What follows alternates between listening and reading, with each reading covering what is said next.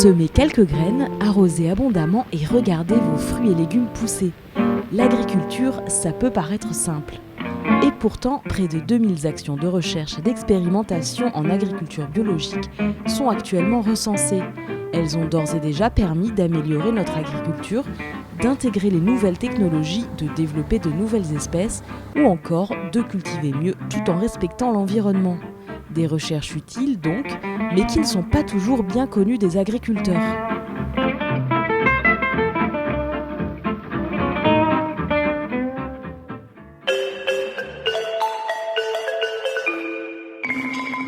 On ne peut pas imaginer de la recherche agricole sans, qu'elle soit bio ou non bio d'ailleurs, sans agriculteurs. Donc l'agriculteur a besoin d'être témoin des recherches qui sont menées. Il ne suffit pas d'avoir fait un article dans un colloque pour qu'automatiquement l'ensemble des agriculteurs de France puissent se saisir du sujet. Une information que personne ne reçoit. C'est une perte d'énergie, de temps et d'argent. Alors comment éviter que les résultats de recherche ne finissent dans les cartons ?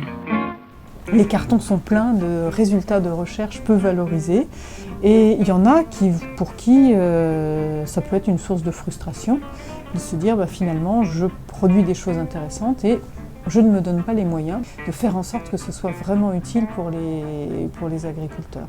Un chercheur ne peut être satisfait que ce qu'il a trouvé, ça trouve des applications pratiques. Donc le chercheur va être content de voir qu'une exploitation est arrivée à 80% d'autonomie pour fourragère, alors qu'avant elle était à 65%, parce que le programme de recherche l'a aidé. Voilà. Valoriser la recherche, c'est donc donner de la valeur aux résultats par l'échange, notamment avec l'ensemble des acteurs du terrain. C'est enrichir, transformer, adapter ces résultats avec eux afin qu'ils puissent mieux les utiliser.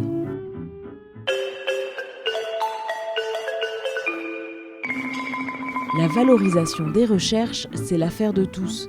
Chercheurs, acteurs du développement, enseignants, professionnels de l'agriculture ou encore opérateurs économiques. C'est leur implication qui donnera un véritable sens aux résultats de recherche. Ceux-ci seront mieux adaptés à des questionnements réels sur le terrain et plus compréhensibles par les utilisateurs.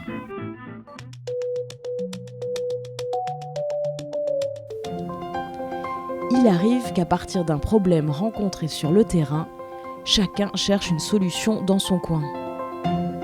Dans ce cas, les résultats des recherches ne sont pas toujours adaptés aux pratiques sur le terrain. Pour bien valoriser les résultats d'un projet de recherche, il faut donc impliquer le public ciblé, se connaître et se comprendre au sein d'un partenariat. Ensemble, les partenaires décident du projet de valorisation.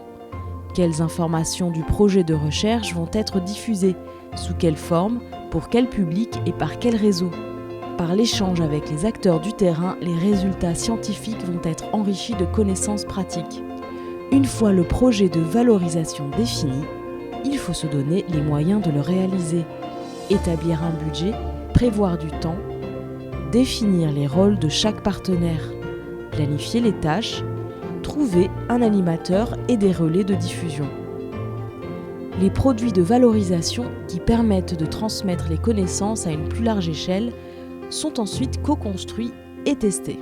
Tout au long du projet de valorisation, les réseaux de diffusion sont mobilisés par les partenaires pour intéresser leur public.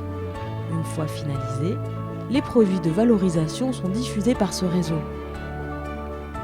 La démarche de valorisation est évaluée par les partenaires et les impressions du public cible sont recueillies afin d'en tirer des enseignements pour le prochain projet.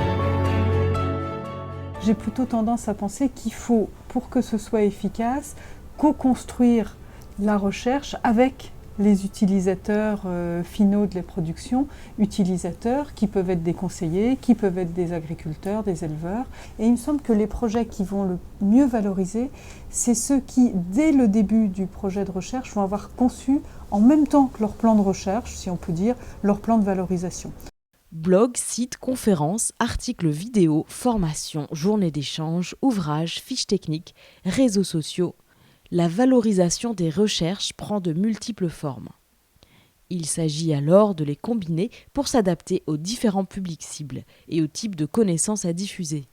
Pour aller plus loin, et en savoir plus sur la valorisation des recherches, rendez-vous sur le site www.valomieux.blogspot.com.